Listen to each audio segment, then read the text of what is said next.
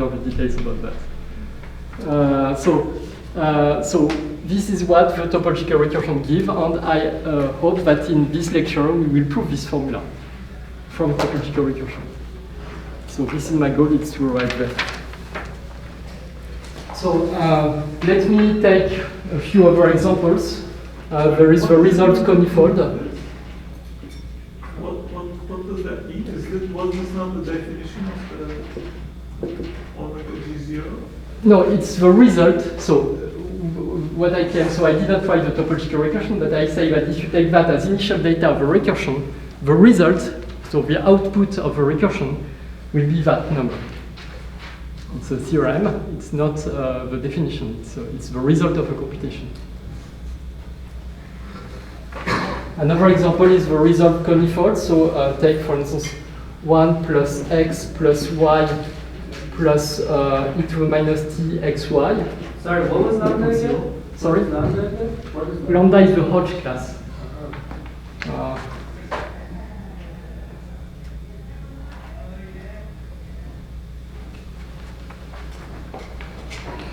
So it's the class of the Hodge bundle. The total Chern class of the Hodge bundle. Okay, so take this curve, which also Denis Auroux mentioned in his lectures, I think. Okay, and again you have to do a framing transformation, so 1 plus y to the f and y to the f plus 1. Okay, take that curve and run the topological recursion on it, and the result will be the Gromov-Witten invariance of the result conifold. So this curve is the mirror of the result conifold. Another example is local P2. Local P2, the curve is also this one, I'm sure, was written by Denis. 1 plus y plus e to the minus t over xy equals 0. This is a genus 1 curve. This one is a genus 0 curve. This one is a genus 1 curve. But you could have any genus, doesn't matter. And again, I think here the framing transformation is maybe not necessary. I don't remember. Okay, let's do a framing transformation. So this is a framed mirror curve of local P2. You run the recursion on it, and again, what you will get are the Gromov-Witten invariants of local P2. Why do you need to do these transformations, these frame transformations? Like you don't get the Gromov-Witten invariants? Well, there is some subtlety, but here, in fact, so just let me give you the topological recursion explanation, why you need it on the topological recursion side. You will see that it will be necessary that this curve is a branched cover of CP1, so we need at least one branch point, and for f equals 0, there is no branch point. But in fact, the omega g zeros are in fact independent of the framing number. So, okay, so this was for the examples. Now let's go to a more concrete computation. Okay, so as I said, just to finish with that, the BKMP conjecture in 2008 was the claim that was precisely that claim. If you run the topological recursion on these curves, you will find the Gromov-Witten numbers. This was their claim in 2008. They were physicists. They had the proof that can be, okay, they had the proof in the physicist sense, but it was not so satisfactory for mathematicians. So we found a proof later in 2012. So for many years it remained a conjecture. The first proof was in 2012 with my student Orentin, and in fact we proved it mostly by doing just combinatorics, I would say. And it's because we didn't know about Giventhal formalism, otherwise we could have shortened the proof much more. And in fact, Melissa Liu and Fang and Zong proved the general case in a much more efficient way, and also for orbifolds 1 year later. And their method is more efficient. Okay.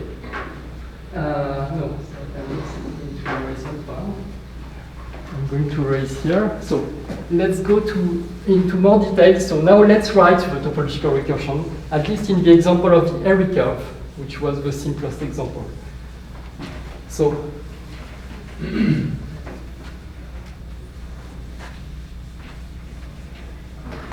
so we start from this curve, y squared minus x equals 0, which I parameterize by z, a point on a certain Riemann surface, on x, on y, two functions.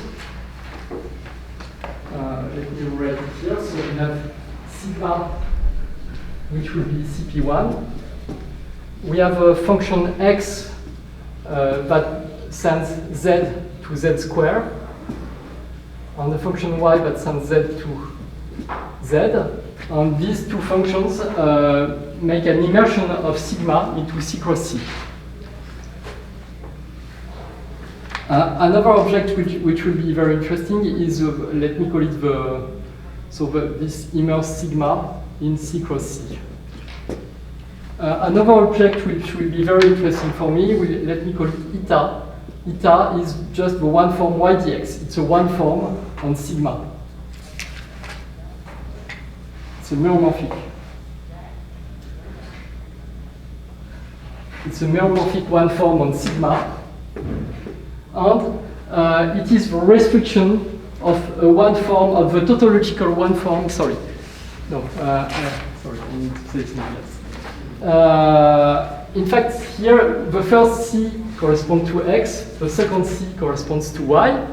And in fact, you could think of the first C, the second C, instead of using Y as a coordinate, use Y dx. Basically, you are using the isomorphisms between C and the cotangent space of C.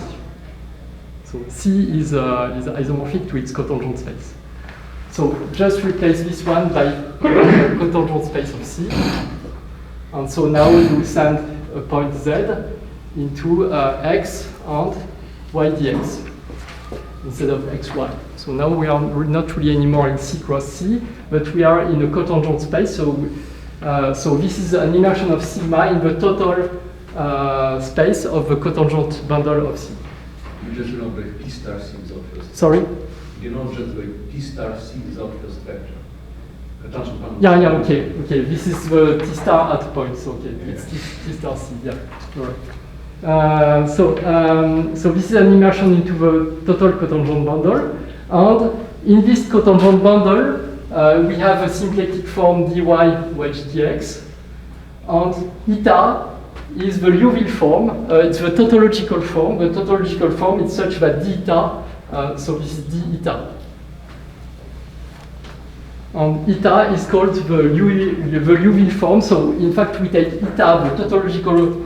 Sorry, eta is defined in the whole cotangent space, but now we take its restriction to the image of sigma. And so it's a one form now on sigma. So the Liouville form is the restriction on sigma of the tautological form of the cotangent bundle. Okay, it's very usual in symplectic geometry. So there is another object that I will need to introduce, which is B. Let me just write first a formula. B, it will be a function on sigma cross sigma, and it will be a 1 tensor 1 form, and the coefficient will be z1 minus z2 to the square. So B, in fact, belongs to H0 of sigma cross sigma, and K sigma tensor K sigma twisted with a double pole on the diagonal of sigma cross sigma. Okay? So it's a form that has a double pole at coinciding points and no other pole, and meromorphic on CP1. Meromorphic on CP1. In fact, on the Riemann sphere, there is a unique, on the Riemann sphere, this space is of dimension 1. You can do Riemann-Roch theorem or just, in fact, elementary derivation. It's of dimension 1, so there is a dimension 1 space of such forms, and if you normalize it to have a 1 here, it's unique. So there is a unique such form on CP1, and it's called the fundamental form of second kind.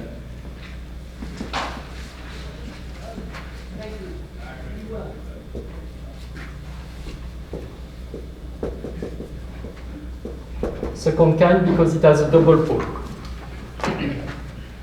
Okay, so now these are going to be my ingredients.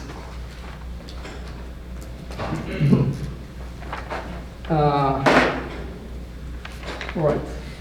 So now let me define the omega GNs. So omega 01, I will define it to be simply eta, and omega 02 will be this B. And then for now for n larger than 1 and 2g minus 2 plus n strictly positive, define. So this is a definition. Omega gn of z1 zn equals residue when z goes to 0 of dz1 over z1 square minus z square for z dz. It may look strange that you have something in the denominator, dz in the denominator, but don't worry, there will be dz square in the numerator. Times, so let me open the bracket here, omega g minus 1 n plus 1 of z minus z z2 zn plus sum g1 plus g2 equals g, and I1, I2, I know this is small, z2 zn of omega g1 1 plus cardinal of I1 z I1 omega g2 1 plus cardinal of I2 minus z I2. Close the bracket.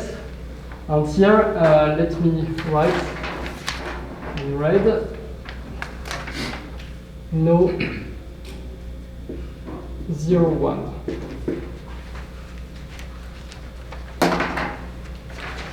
Okay. This is a strange formula. Let me show you how to make computations with that formula. I don't want to erase that. Okay. Let me show you some computations with that formula. Okay, let me erase it. Okay. What does it mean? First, remember that.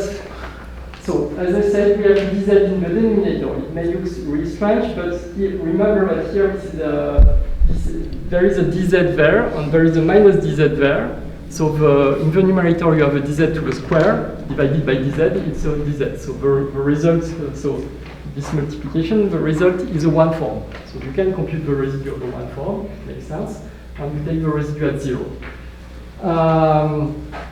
Let's do some examples explicitly. Let's compute explicitly omega 03. Omega 03 using this formula, z1, z2, z3. So this is residue at 0. Let me keep some space here. Residue at z goes to 0. Well, everything that does not depend on z, let me put it in front. So, for instance, the dz1 on the 1 over 4. So the 1 over 4 on the dz1, you can take them out. So dz1 over 4 times, so this residue, which is 1 over z1 square minus z square, 1 over z times dz, times, and we open the bracket, and inside of the bracket, what do we have? So first here, we have g equals 0, and n equals 3. So in fact, omega g minus 1, well, the convention is that if the index is negative, it does not exist. So this term is absent for omega 03. What are the terms that come from the second line? Well, we have G1 plus G2 equals G, which is 0. So the only possibility is that we have G1 equals 0 and G2 equals 0. And then we want to split the set of variables Z2 to Zn, Z2 to Zn. So here it's just the set Z2, Z3. So we want to find two subsets, I1 complementary. This is a disjoint union, such that this is the set Z2, Z3. Well, we have four possibilities. Either I1 will be the empty set and I2 will be the set Z2, Z3, or I1 would be Z2, I2 would be Z3, or I1 would be Z3, I2 would be Z2, or I1 would be the full set and I2 would be empty. So there are four possibilities. But when you do that, so there is this restriction, no 0, 1. You want that there is never an omega 0, 1 appearing here. So it's not possible to choose G1 equals 0 and here I1 the empty set. It's forbidden. Or on the other, also I2 the empty set is also forbidden. So in fact you have only two terms. And the two terms would be omega 0, so inside this bracket you have omega 02 of Z, Z2, omega 02 of minus Z, Z3, plus omega 02 of Z, Z3, omega 02 of minus Z, Z2. So that's what you have. Now replaced by the values, omega 02, which is B, is just 1 over difference to the square. So we just replace. So this is just dz1 over 4, residue, 1 over z1 square minus z square, 1 over z, so dz times, and here we have 1 over z minus z2 to the square times minus z z3 to the square times dz times minus dz times dz2 times dz3. The dz2 and the dz3, let me put them in front. dz1, dz2, dz3. I was a little bit lazy, but everything is tensor products, of course. I write just product, but it means tensor product, divided by 4. And plus, and now we have dz times minus dz, so that makes a dz now in the numerator, and we have minus sign. Plus 1 over z minus z, z minus z3 to the square, minus z minus z2 to the square. Okay, so now we have to evaluate the residue at 0 of a certain rational function of z. And you see there is a simple pole at z equals 0, it comes only from there. There is only a simple pole. So this, you kept writing 1 over dz. Yeah. Was that always dz over z? No. It's because omega 02 contains a dz in the numerator. Oh, okay. And this omega 02 contains a minus dz in the numerator. Okay, okay. So you have dz. So basically what I wrote is that dz times minus dz over dz equals minus dz. Okay. That's what I wrote.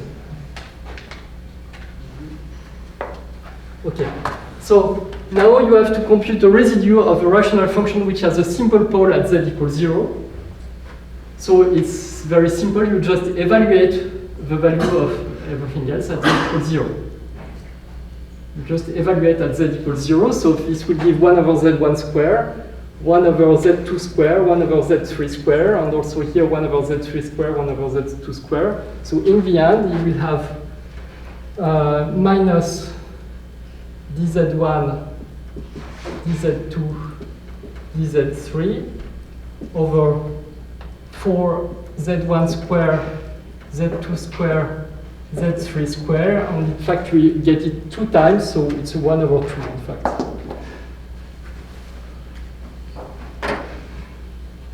Okay. So this is the result. So this is our omega 03.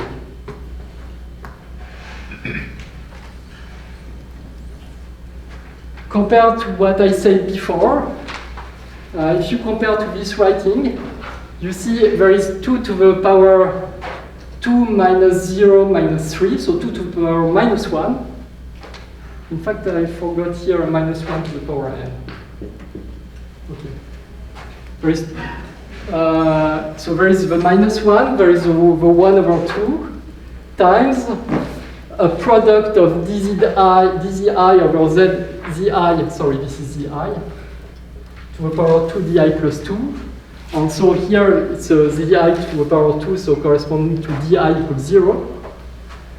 And so di plus 1 double factorial is 1. And so this is compatible with this writing, provided that this number is exactly what I wrote before. So basically it implies that the coefficient is tau 0, tau 0, tau 0, 0 equals 1. So basically you can recover this intersection number by this residue computation. Let me do another example, which is omega 1, 1. Okay.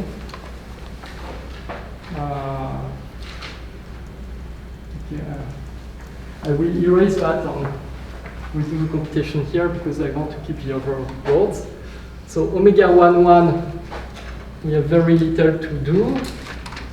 Omega 1, 1, z1 equals, and here the only thing that changes is what there is inside the bracket. What do we have inside the bracket? So now we have genus 1, so omega g minus 1 n plus 2 makes sense. Omega g minus 1 n plus 2 makes sense, and this is indeed the omega 0, 2, so g minus 1 n plus 2. Sorry, I wrote n, yes, sorry, g minus 1 n plus 1, omega 0, 2 evaluated at z on minus z, plus, and there will be this sum, but here in the sum we have g1 plus g2, which must be equal to 1, so at least one of them must be 0. And there is no z2, z3, and so on. This set is empty, so it means I1, I2 must be empty sets. And since one of the either g1 or g2 is equal to 0, all terms here are forbidden. So that's all. So let's do this computation. So we just replace. So this dz1 over 4, residue at 0, 1 over z1 square minus z square, 1 over z dz, and here we have dz times minus dz times z minus z, so 2z to the power of 2, so 4z squared.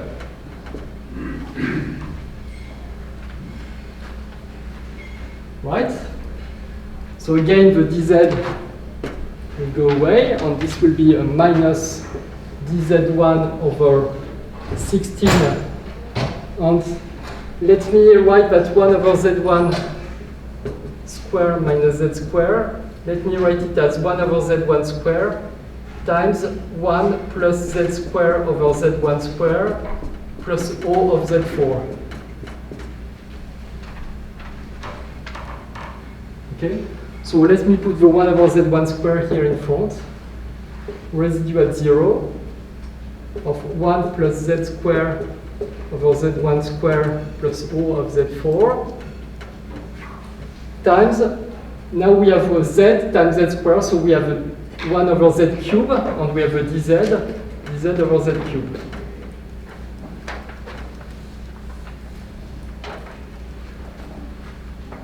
So now we have a triple pole here.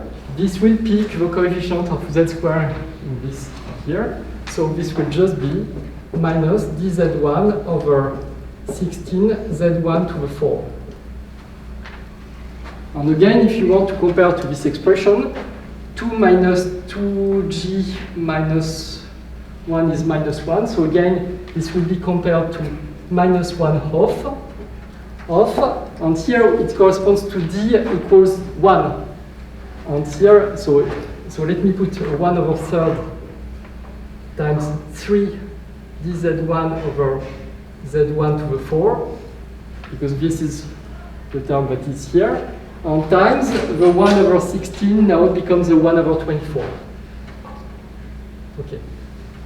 So this is just equal to that. So I mean, this equals that, you can check easily, and which means that this number 1 over 24 is our coefficient, so 1, 1.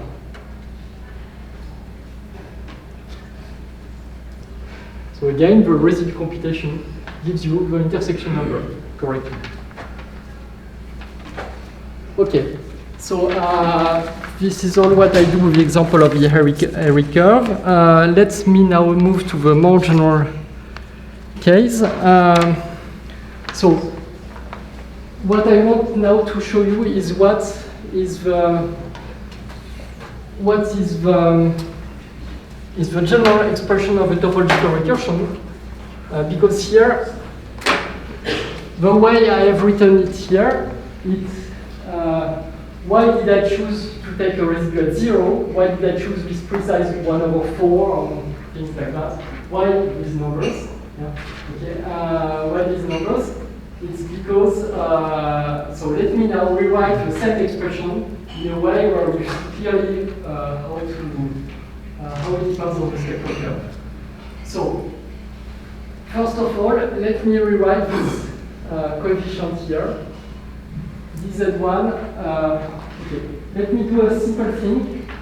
Let me multiply by 2z in the numerator, and so 2z in the denominator, so 8z squared.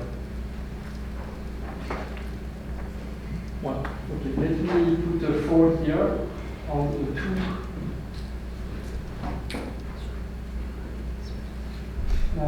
2z dz. Let me write it this way. Okay, so let me now get interested in this term, 2z dz1 over z1 square minus z square. Let me write it in a different way. So first, let me not write the dz1. And this, you see, is simply 1 over z1 minus z minus 1 over z1 plus z. And it is so the integral from z prime equals minus z to z of dz prime over z prime over z1 minus z prime to the square.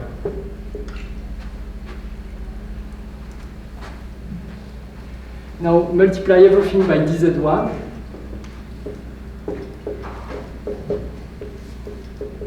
And here you recognize our omega 02. You recognize the b. So this is the integral from z prime equals minus z to z of omega 02 of z1 z prime.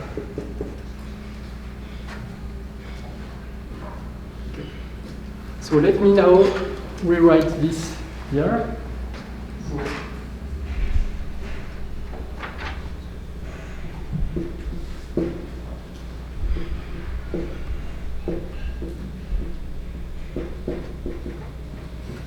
the z prime, let me call it dot. Dot is the variable you integrate. It's what I call z prime. Right. Now 2z dz, you recognize that it is dx.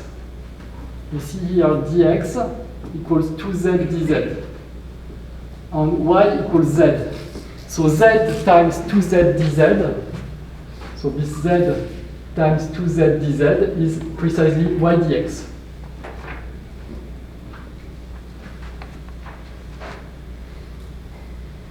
Okay. Let me, this 1 over 4, let me put a 1 half here on the 2 there, 2y times dx. Okay, but notice something is that y is an odd function of z. It's an odd function of z, so in fact, let me say that this is, replace the 2y by basically by y of z minus y of minus z.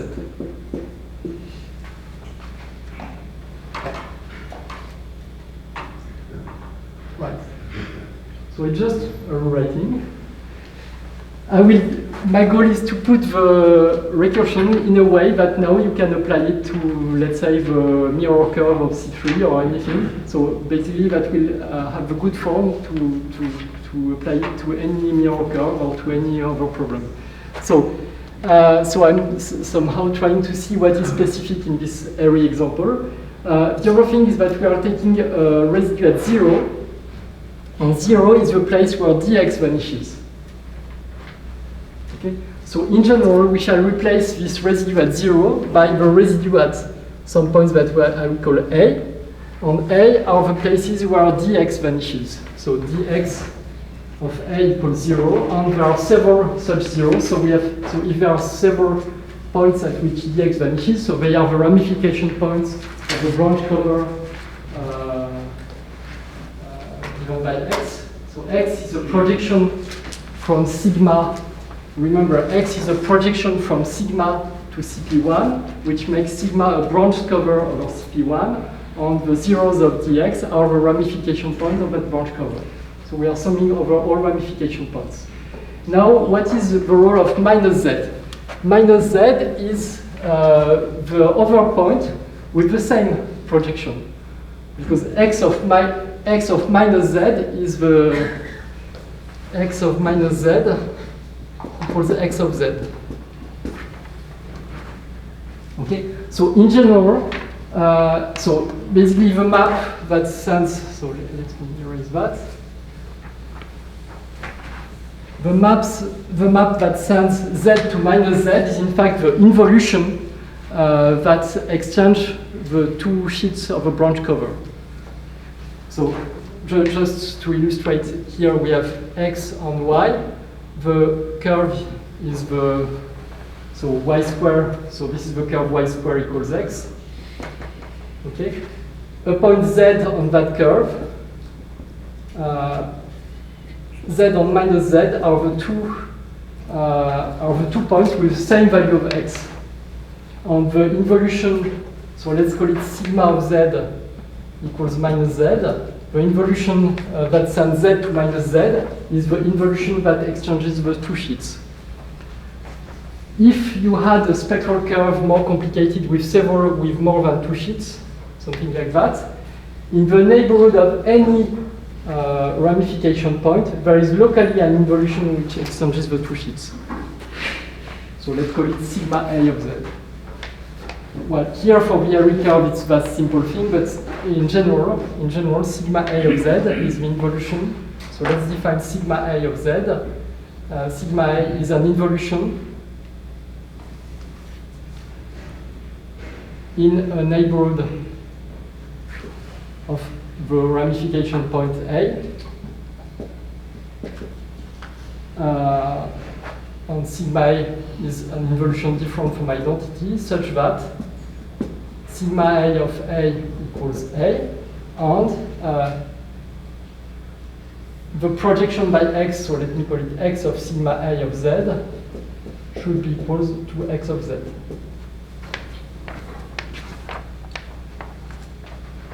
So here we shall replace everywhere that I had minus z, let me replace it by sigma A of z.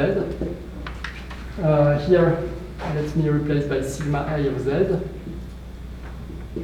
So, really meaning that you should take the pullback. So, in fact, let me call it sigma A star acting on the second, acting here. Well, okay. Let me be a little bit sloppier with the notation here, but sigma A acts where you had the minus z before. And here also the denominator, you can see that it is omega 01 of z minus sigma A star omega 01. Well, okay, everything evaluated at z. So now this is the general form of the topological recursion. So now you can apply this recursion to any spectral curve. So let me conclude, because I think it's nearly time. How much time? Okay, that's 5 minutes. So now let me conclude. So what we have is that a spectral curve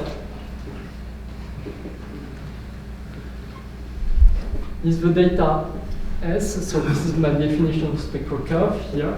The spectral curve S is the data of 4 things: sigma, a projection, let's call it pi, a one form that I will call eta, and the one tensor one form that I will call B, such that, so sigma is a Riemann surface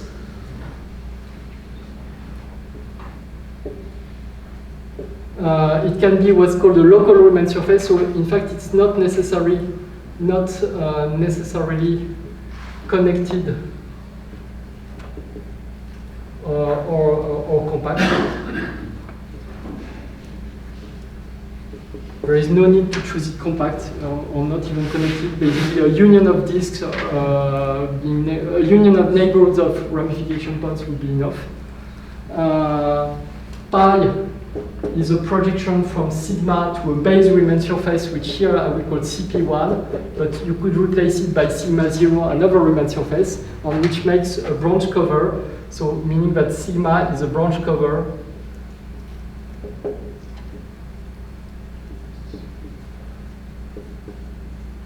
of sigma 0. And it has ramification points. Let's call it R equals R belongs to R equals the set of ramification points.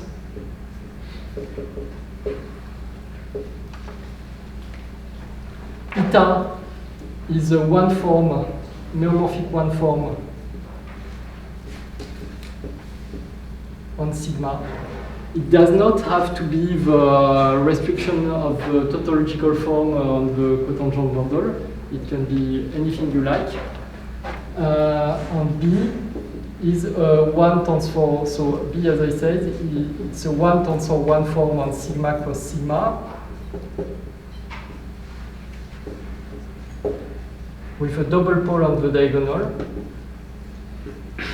and normalized such that in any local coordinate, the coefficient is 1, I'll rewrite it, but such that in any local coordinate, the coefficient of the double pole is 1. So let's take this normalization. So this is the data of the spectral curve, and now the general definition of topological recursion is the following: omega gn of z1 zn equals sum over all ramification points. Let me write this as times this bracket, which contains, the bracket contains omega g minus 1 and plus 1 of z sigma a of z z2 zn plus this sum with no 0, 1 of g1 plus g2 equals g, and I1, I2 equals z2 zn, and this omega g1 1 plus cardinal of I1 z I1 omega g2 1 plus cardinal of I2 sigma a of z and I2. Okay, and where Ka of Z1Z is 1/2 of integral from sigma a of z to z of b divided by eta minus sigma a star eta b of z1 evaluated at z. So this is the definition of topological recursion for every n larger than 1 on 2g minus 2 plus n, strictly positive. Sorry, residue. At a, of course. Okay, so this is the definition. As I said, this is a very strange definition. So next time I will try to show how it indeed gives the Gromov-Friesen invariance of C3 and how it is related in general to some computations over some MGN, so the relationship to reduced spaces. This is a very strange definition, and the first thing which is really strange is that Z1 seems to play a role very different from Z2, Z3, and so on. It seems not symmetric at all. But you have seen before that in the computation of omega 03, in fact, in the end, we got something symmetric. And it can be proved that this is something general. The result is always symmetric. The definition is non-symmetric, but the result is always symmetric. So omega GNs are symmetric. This is one of the properties of that recursion. It looks like a miracle, but this is one of the reasons why this definition is interesting. And also, there are many other reasons why this definition is interesting. One is because it has applications. So basically, in random matrix models, correlation functions do satisfy this recursion. Gromov-Witten invariants do satisfy this recursion. It is conjectured that John polynomials do satisfy this recursion. Mirza's recursion can be written in this form. So it has many applications. This makes it interesting. But also, by itself, it is a beautiful mathematical object. It has plenty of nice properties. So I don't know what properties you like in mathematics, but for instance, you have some modular invariants. You have tau functions. You have Virasoro algebras. You have many other nice properties. You have special geometry. And what I will show next time is the link to moduli spaces. So basically, they're associated to every spectral curve. There is a kind of a certain moduli space with a certain cohomology class on it, such that the omega GNs are exactly the integrals of that class on this moduli space. And a particular example of this application of this will be to get the Gromov-Witten invariant of C3. And I hope to do that tomorrow. Okay, thank you for your attention.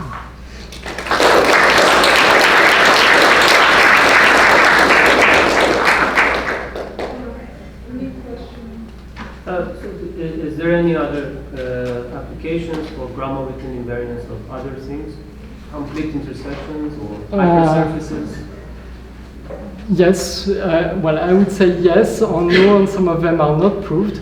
Well, one question is, for instance, what happens for non-toric Calabi-Yau manifolds, like the quintic and so on. The answer is not known, I would say. Some people believe that yes, it can be applied to that. And I don't know, there is orbifold Hurwitz numbers or things like that. I mean, yes, there are plenty of applications. Also, I didn't mention maps, so discrete surfaces studied by combinatorists. They are also in the story.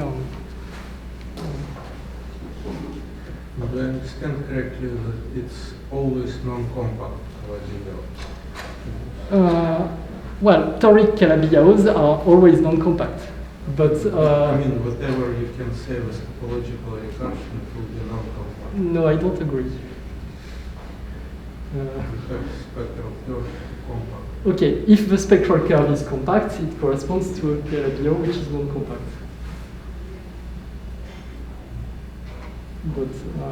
But you could try to invent a very complicated non-compact spectral curve corresponding to the quintic, for instance.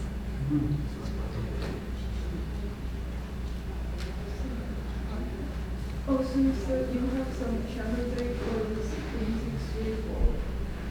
Well, okay, it just no. Okay, it's very speculative. Okay. I don't want to. Any other questions? Let's thank Bertrand again.